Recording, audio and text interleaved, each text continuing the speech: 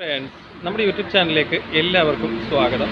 അപ്പോൾ ഇന്ന് നമ്മൾ വീഡിയോയിലൂടെ പറയുന്നത് ഇത് മാരുതി സുസുക്കി റിറ്റ്സ് പെട്രോൾ എഞ്ചിനാണ്. അപ്പോൾ ഇതിൻ്റെ കംപ്ലൈൻറ്റ് എന്ന് വെച്ച് കഴിഞ്ഞാൽ ഓയിൽ ലീക്കാണ്. അതായത് ഈ ഭാഗത്തു നിന്ന് വാൽവ് ഡോറിൻ്റെ ഭാഗത്തു നിന്ന് ഫുള്ളായിട്ട് ഓയിൽ ലീക്കായിട്ട് താഴോട്ട് പോകുന്നതൊക്കെ കാണാനായിട്ട് സാധിക്കും. താഴെ വരെ ഓയിൽ മുകളിൽ നിന്ന് താഴെ വരെ എത്തിയിട്ടുണ്ട്. അതായത് ഈ ഭാഗത്തൊക്കെ നോക്കിക്കഴിഞ്ഞാൽ നല്ല രീതിയിലുള്ള ഓയിൽ ലീക്ക് വരുന്നുണ്ട്. അതുപോലെ തന്നെ ഇതിന് കുറേ ചൂടായി കഴിയുമ്പോഴത്തേക്ക് പുകയും വരുന്നുണ്ട്. കാരണം എന്ന് പറഞ്ഞാൽ ഇവിടുന്ന് ഓയിൽ ലീക്കായിട്ട് ഈ സൈലൻസറിൻ്റെ എക്സോസ്റ്റ് മാനിഫോൾഡിലോട്ട് ഓയിൽ ചെല്ലുമ്പോൾ ആ ഭാഗത്തു നിന്ന് പുക വരും. കാരണം എക്സോസ്റ്റ് മാനിഫോൾഡ് ചൂടായതുകൊണ്ട് ഓയിൽ അങ്ങോട്ട് ചെല്ലുമ്പോൾ പുക വരെ ഇതിന് വരുന്നുണ്ട്.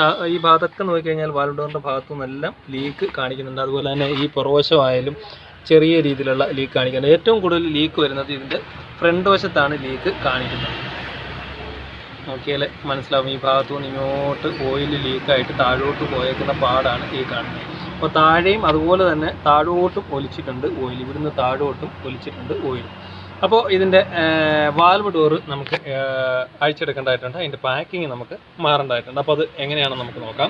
അപ്പോൾ അതിനുവേണ്ടി ആദ്യം എയർ ഫിൽറ്റർ നമുക്ക് അഴിച്ചെടുക്കാം. എയർ ഫിൽറ്റർ അഴിച്ചെടുക്കാനായിട്ട് ഈ ഒരു സ്ക്രൂ ലൂസ് ചെയ്ത് വിടുക. കാരണം നമുക്ക് ഇതിങ്ങനെ ഒന്ന് തിരിക്കാനായിട്ട്. എന്നിട്ട് ഇവിടെ ഒരു ക്ലിപ്പ് വരുന്നുണ്ട്. ഇവിടുത്തെ ഓൾറെഡി ഇവിടെ ക്ലിപ്പോ കാര്യങ്ങളോ ഒന്നുമില്ല. എന്നിട്ട് നമുക്ക് എന്തായാലും എയർ ഫിൽറ്ററിൻ്റെ ബോഡി നമുക്ക് അഴിച്ചെടുക്കാം. എയർ ഫിൽറ്ററിൻ്റെ ബോഡിക്ക് വരുന്ന ആ 3 ലോക്ക് എന്ന് പറയുന്നത്, ഒരു ലോക്ക് ഇവിടെ, അത് ഈ ഭാഗത്തായിട്ട്, ഈ ലോക്ക് ഈ ഭാഗത്തായിട്ട് വരുന്നത്, ഈ ലോക്ക് വരുന്നത്, അതുപോലെ തന്നെ 1, 2 ലോക്ക് നമ്മൾ പ്രസ് ചെയ്ത് എടുക്കുന്ന ലോക്ക് ഒന്ന് ഈ ഭാഗത്തായിട്ട് വരും, ഒന്ന് ഈ ഭാഗത്തായിട്ട് വരും. സിമ്പിളായിട്ട് തന്നെ എയർ ഫിൽറ്റർ ഊരിയെടുക്കാനായിട്ട് സാധിക്കും. ഇനി നമുക്ക് അഴിക്കേണ്ടത് ഇഗ്നേറ്ററിൻ്റെ കണക്ഷനിൽ അഴിച്ചു വിടണം. ഇഗ്നേറ്റർ ഊരിയെടുക്കണം.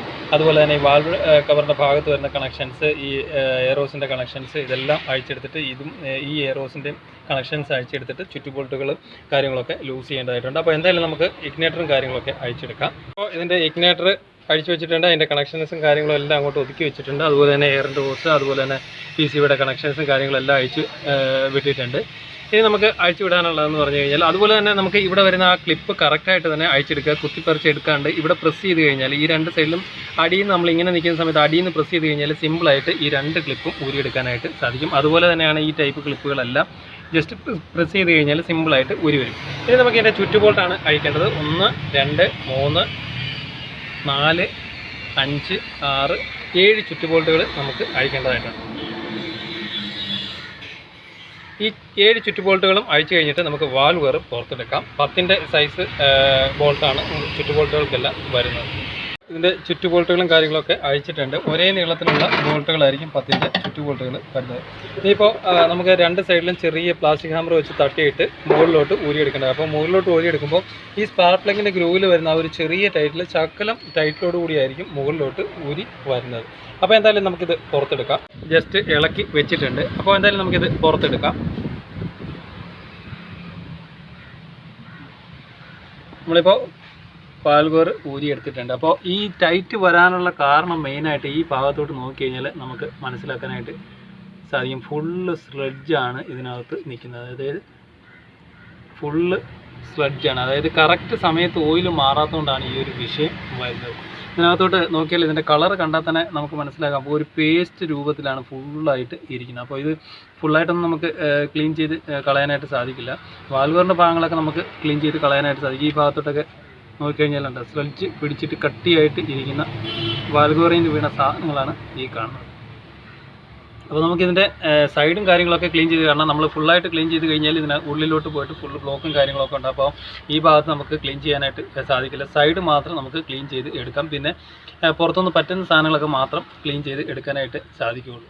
അതുപോലെ തന്നെ ഈ ഭാഗം നമുക്ക് തുടച്ച് വൃത്തിയാക്കി എടുക്കേണ്ടതായിട്ടുണ്ട്. അല്ലെങ്കിൽ കറക്റ്റ് വാൽവ് കയറി അകത്തോട്ട് കയറി വീഴില്ല. കാരണം ഈ ഭാഗത്തൊക്കെ നല്ല രീതിയിലുള്ള സ്ലഡ്ജ് കട്ടിക്ക് ഇരിക്കുന്ന അവസ്ഥയാണ്. നോക്കിയാൽ നല്ല രീതിയിൽ മനസ്സിലാക്കാനായിട്ട് ഈ ഭാഗത്തൊക്കെ നല്ല കട്ടിക്ക് ഇരിക്കുകയാണ്. അപ്പോൾ ഇത് ശരിക്കും പറഞ്ഞാൽ നമുക്ക് ക്ലീൻ ചെയ്തെടുക്കണമെന്നുണ്ടെങ്കിൽ ഹെഡ് പുറത്തെടുത്തിട്ട് ഫുള്ള് ക്ലീൻ ചെയ്താൽ മാത്രമേ ഇത് പെർഫെക്റ്റായിട്ട് ക്ലീൻ ആവുള്ളൂ. അല്ലാതെ ക്ലീൻ ചെയ്ത് കഴിഞ്ഞാൽ ഫുള്ള് ഇതിനകത്തൊക്കെ നോക്കിയാൽ മനസ്സിലാവും നല്ല രീതിയിലുള്ള സ്ട്രെച്ചും കാര്യങ്ങളൊക്കെയാണ് കട്ടിക്ക് ഇരിക്കുന്നത്. അപ്പോൾ ഇത് വാൽവ് നോർമലി നമുക്ക് നോക്കിയാൽ മനസ്സിലാവുണ്ട് ഈ ഭാഗത്തുനിന്ന് ലീക്ക് നല്ല രീതിയിൽ പുറത്തോട്ടുണ്ട്. ഈ ഭാഗത്തോട്ട് വാൽവ് ഇങ്ങോട്ട് ഹെഡ് ഇങ്ങോട്ട് ശകലം എഞ്ചിൻ ഇങ്ങോട്ട് താഴോട്ട് ചരിഞ്ഞിരിക്കുന്നതുകൊണ്ടാണ് ഈ ഭാഗത്തുനിന്ന് വലിയ ലീക്ക് വരാത്തത്. ഈ ഭാഗത്തോട്ട് ചരിവ് കൂടുതലുള്ളതുകൊണ്ടാണ് വാൽവ് കാരണം കുറേ കാലം കഴിയുമ്പോഴത്തേക്കും ഇതിൻ്റെ റബ്ബറിൻ്റെ ക്വാളിറ്റി പോകുമ്പോഴാണ് ഈ ഒരു പ്രശ്നം കണ്ടുവരുന്നത്. ഏകദേശം 1,00,000 കിലോമീറ്ററൊക്കെ അടുക്കാറാകുമ്പോൾ അല്ലെങ്കിൽ ഒരു 80,000 കിലോമീറ്ററൊക്കെ 80,000 കിലോമീറ്ററൊക്കെ ആകുമ്പോൾ പഴക്കം കൊണ്ട് വാൽവ് ഗ്യാസ്കറ്റ് റബ്ബർ ഐറ്റംസ് ആയതുകൊണ്ട് ഹാർഡ് ആവാനുള്ള ചാൻസ് വരും. ഹാർഡായി കഴിയുമ്പോഴത്തേക്ക് ഫ്ലെക്സിബിലിറ്റി നഷ്ടപ്പെടുന്നതുകൊണ്ടാണ് ഈ ലീക്ക്. ഈ ഭാഗത്തോട്ട് നോക്കിയാൽ നല്ല രീതിയിലുള്ള ലീക്കും കാര്യങ്ങളൊക്കെ താഴോട്ട് ഒലിച്ചിരിക്കുന്ന മൊത്തം ഈ ഭാഗത്തു നിന്ന് വരുന്ന ലീക്കും കാര്യങ്ങളൊക്കെയാണ്. അപ്പോൾ ഈ ചുറ്റ് കാര്യങ്ങളൊക്കെ നമുക്ക് ക്ലീൻ ചെയ്ത് എടുക്കേണ്ടതായിട്ടുണ്ട്. അപ്പോൾ കറക്റ്റ് സമയത്ത് ഓയിൽ മാറുകയില്ലെന്നുണ്ടെങ്കിൽ ഇതുപോലെ സ്ലഡ്ജും കാര്യങ്ങളൊക്കെ ഉണ്ടാവും, സൗണ്ടുകൾ കയറും കറക്റ്റായിട്ട്, പിന്നെ പെട്ടെന്ന് എഞ്ചിൻ പണിയിലേക്ക് പോകേണ്ട ഒരു അവസ്ഥയും കാര്യങ്ങളൊക്കെ ഉണ്ടാവും. അപ്പോൾ ഈ കാര്യങ്ങളൊക്കെ നോക്കിയാൽ നല്ല രീതിയിൽ സ്ലഡ്ജാണ് ഇതിനകത്ത് ഇരിക്കുന്നത്. അപ്പോൾ ഈ ഒരു കണ്ടീഷൻ നമ്മൾ ക്ലീൻ ചെയ്ത് കഴിഞ്ഞാൽ ഇത് ഫുള്ളായിട്ട് അകത്തോട്ട് പോകും. അകത്തോട്ട് കയറി കഴിഞ്ഞാൽ എഞ്ചിൻ അത്ര നല്ലതല്ല, കാരണം ഓയിൽ കറക്റ്റായിട്ട് സ്ട്രെയിനർ വഴി കയറി വരാതെ ഇരിക്കുന്ന ഒരു അവസ്ഥയൊക്കെ ഉണ്ടാവും. അപ്പോൾ വാൽവുകളുടെ ഭാഗങ്ങളും കാര്യങ്ങളൊക്കെ നമുക്ക് ക്ലീൻ ചെയ്ത് എടുക്കേണ്ടത്. അപ്പോൾ വാൽവുകളുടെ ഭാഗം നമുക്ക് നോക്കാം. ഇതാണ് നമ്മളിപ്പോൾ അഴിച്ചെടുത്ത വാൽവ്. അപ്പോൾ ഇതിൽ നോക്കിയാൽ ഇതിൻ്റെ സ്ലഡ്ജും കാര്യങ്ങളും മനസ്സിലാക്കാനായിട്ട് സാധിക്കും. ഇമ്മാതിരി അഴുക്കാണ് ഇതിനകത്ത്. നമ്മൾ ക്ലീൻ ചെയ്ത് കഴിയുമ്പോഴത്തേക്ക് ഇതിനകത്ത് നോക്കിയാലുണ്ട് ഇത്രയ്ക്ക് കരിയാണ് ഇതിനകത്ത്. അതായത് കറക്റ്റ് ഓയിൽ മാറാത്ത അവസ്ഥ വരുമ്പോൾ സ്ലഡ്ജ് കയറിയിട്ട് ഫോം ചെയ്യുന്നതാണ് ഇത് മൊത്തവും കാണുന്നത്. അപ്പോൾ ഇതിനാണ് ഇതിൻ്റെ വാൽവ് പാക്കിങ് വരുന്നത്. നമുക്ക് മാറേണ്ടതായിട്ടുള്ള ഇത് ഹാർഡായി പോയതുകൊണ്ടാണ് ഈ ലീക്കും കാര്യങ്ങളും വരാനുള്ള മെയിനായിട്ടുള്ള കാരണം.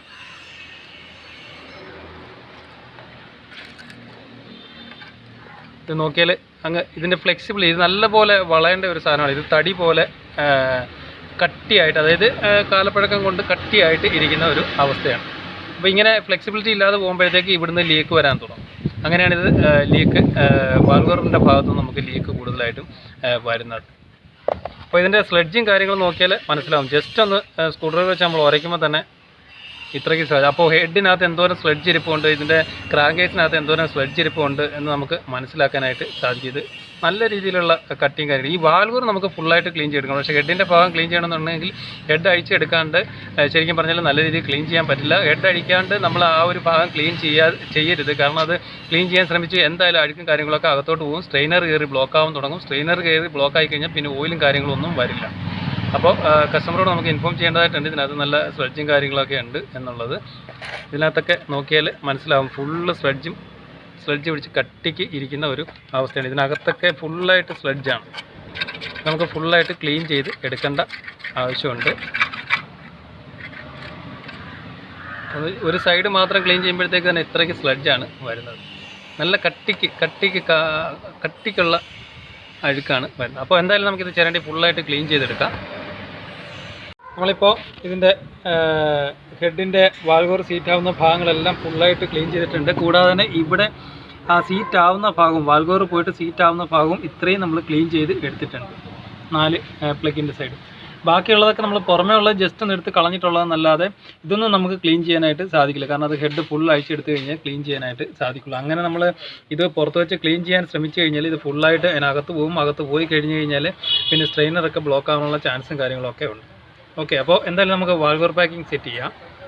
നമ്മൾ വാൽവറിലിരുന്ന അഴുക്കും കാര്യങ്ങളൊക്കെ കണ്ടതാണ്. ഫുള്ള് കട്ടി പിടിച്ചുള്ള സ്ലഡ്ജാണ് ഇരുന്നത്.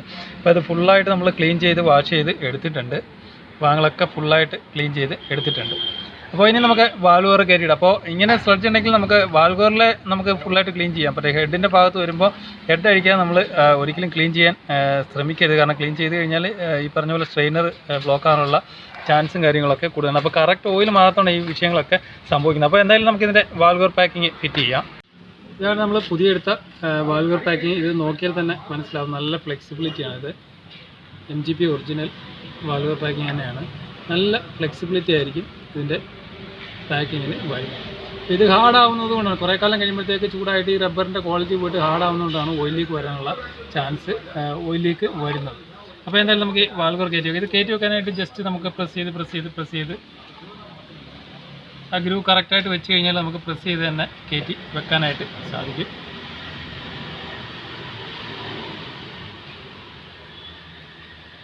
പ്രസ് ചെയ്യുമ്പോൾ കറക്റ്റ് ഈ ഗ്രൂവിലാണോ എന്ന് കറക്റ്റ് നോക്കി വിടുക.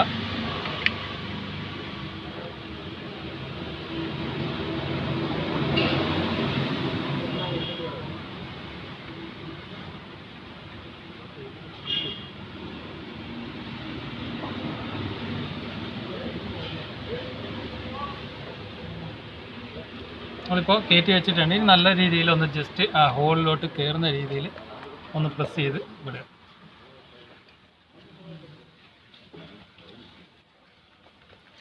ഇനി നമുക്കിത് വണ്ടിയിൽ ഫിറ്റ് ചെയ്യാം. നമ്മൾ വാൽവോർ കയറ്റുന്നതിന് മുന്നേ ആയിട്ട് ഈ പ്ലഗിൻ്റെ ഭാഗത്ത് ജസ്റ്റ് ഒന്ന് ഓയിൽ തേച്ച് കൊടുക്കുക. കാരണം ഇത് വാൽവോർ പെട്ടെന്ന് കറക്റ്റായിട്ട് സീറ്റ് ആവാൻ വേണ്ടി, ഇല്ലെന്നുണ്ടെങ്കിൽ നമ്മൾ തിക്കി ഇതിനകത്തോട്ട് കയറ്റി വിടേണ്ടതായിട്ട് വരും. അപ്പോൾ ആ ഭാഗത്ത് ശകലം ഓയിൽ തേച്ച് വിടുക. നമ്മൾ ഈ ഭാഗത്ത് നൈസായിട്ടൊരു ശകലം ബോണ്ട് ഇട്ടിട്ടുണ്ട്. ഇനി നമുക്ക് വാൽവോർ കയറ്റി വെക്കാം. വാൽവോർ കയറ്റുമ്പോൾ കറക്റ്റായിട്ട് ഈ ഹോളിൻ്റെ ഭാഗത്ത് കറക്റ്റാണോ നോക്കുക. കറക്റ്റ് ആയതിനു ശേഷം കറക്റ്റായിട്ട് ഒറ്റ പ്രസ്സിങ്ങിൽ താഴോട്ട് ഇറക്കി വിടുക. ഓക്കെ, നമ്മൾ കൂടുതൽ ഷേക്ക് ചെയ്ത് കഴിഞ്ഞാൽ ഇതിനകത്തുനിന്ന് ആ വാൽവോർ വെളിയിലോട്ട് വരാനുള്ള ചാൻസും കാര്യങ്ങളുണ്ട്. ഇനി നമുക്ക് ചുറ്റുബോൾട്ടും കാര്യങ്ങളൊക്കെ ഫിറ്റ് ചെയ്യാം.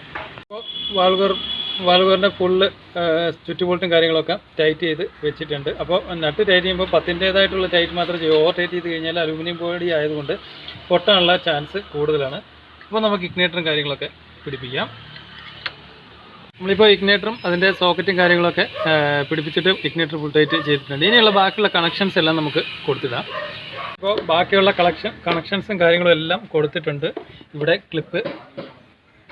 ക്ലിപ്പിൻ്റെ ലോക്ക് കാര്യങ്ങൾ, അതുപോലെ തന്നെ ഇവിടെ വരുന്ന ഹോസുകൾ, അതുപോലെ തന്നെ ഇവിടെ വരുന്ന ഹോസ്, അതുപോലെ തന്നെ ഈ മെയിനായിട്ട് നമ്മൾ കൊടുക്കേണ്ടത് ഈ എല്ലാ വയറിങ്ങിൻ്റെയും സോക്കറ്റിൻ്റെ ഭാഗത്തുനിന്ന് വന്ന് കണക്ട് ചെയ്യുന്ന ലോക്ക് കറക്റ്റായിട്ട് തന്നെ കൊടുത്തു വിടുക. ഇല്ലെന്നുണ്ടെങ്കിൽ എന്താ സംഭവിക്കുന്നത് വെച്ച് കഴിഞ്ഞാൽ കുറേ കാലം നമ്മൾ വണ്ടി സ്റ്റാർട്ട് ചെയ്ത് നമ്മൾ ഓടിക്കുമ്പോൾ സമയത്ത് ഇതൊന്നും കറക്റ്റായിട്ട് കൊടുത്തില്ല എന്നുണ്ടെങ്കിൽ വൈബ്രേഷൻ വരുന്ന സമയത്ത് ഈ വയറിൻ്റെ ഹാർഡ്നസ്സിൽ നിന്നൊക്കെ ക്ലിപ്പിൻ്റെ ഭാഗത്തുനിന്ന് വയർ ലൂസാകും. പിന്നെ മിസ്സിങ്ങും കാര്യങ്ങളൊക്കെ കാണിക്കാനുള്ള ചാൻസും കാര്യങ്ങളും. അപ്പോൾ കറക്റ്റായിട്ട് തന്നെ ലോക്കിൻ്റെ ഭാഗങ്ങളൊക്കെ എവിടെയാണോ വയർ ലോക്കാവുന്നത് അതൊക്കെ കറക്റ്റായിട്ട് തന്നെ കൊടുത്ത് വെക്കുക. ഇനി നമുക്ക് എയർ ഫിൽറ്റർ ഫിറ്റ് ചെയ്തിട്ട് വണ്ടി ഒന്ന് സ്റ്റാർട്ട് ചെയ്ത് നോക്കാം. ഇതിൻ്റെ എയർ ഫിൽറ്ററും കാര്യങ്ങളും എല്ലാം ഫുൾ ഫിറ്റിങ്സ് ഇപ്പോൾ കഴിഞ്ഞിട്ടുണ്ട്. അപ്പോൾ സോക്കറ്റിൻ്റെ കാര്യങ്ങളൊക്കെ കറക്റ്റായിട്ട് നോക്കുക. അത് പോകുന്ന വയറിൻ്റെ അവിടുത്തെ ക്ലിപ്പും കാര്യങ്ങളൊക്കെ കറക്റ്റായിട്ട് തന്നെ കൊടുത്ത് വിടുക. അപ്പോൾ എയർ ഫിൽറ്ററും കാര്യങ്ങളും എല്ലാം ഫിറ്റ് ചെയ്തിട്ട് ഇനി നമുക്ക് വണ്ടി ഒന്ന് സ്റ്റാർട്ട് ചെയ്ത് നോക്കാം. ഒന്ന് സ്റ്റാർട്ട് ചെയ്തേ. അപ്പോൾ വണ്ടി സ്റ്റാർട്ടായിട്ടുണ്ട്. അപ്പോൾ സ്റ്റാർട്ട് ചെയ്തിട്ട് ഒരു 10-15 അല്ലെങ്കിൽ 20 മിനിറ്റോ കഴിഞ്ഞിട്ട് ലീക്കോ കാര്യങ്ങളോ ഉണ്ടോ അല്ലെന്നുണ്ടെങ്കിൽ ഓടിച്ച് നോക്കിയിട്ട് നമ്മൾ കറക്റ്റായിട്ട് തന്നെ കൺഫേം ചെയ്യുക ലീക്കോ കാര്യങ്ങളോ ഉണ്ടോ എന്ന് വാൽവോറിൻ്റെ ഭാഗത്തു നിന്ന് ഓഫ് ചെയ്തോ.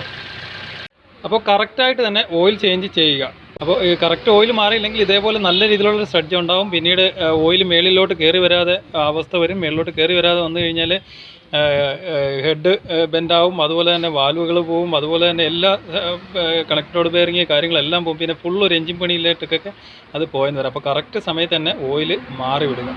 അപ്പോൾ മാരുതി സുസുക്കി റിറ്റ്സിൻ്റെ വാൽവോർ പാക്കിങ് മാറുന്നത് എങ്ങനെയാണെന്ന് നമ്മൾ ഈ വീഡിയോയിലൂടെ മനസ്സിലാക്കിയത്. Okay, thank you for watching.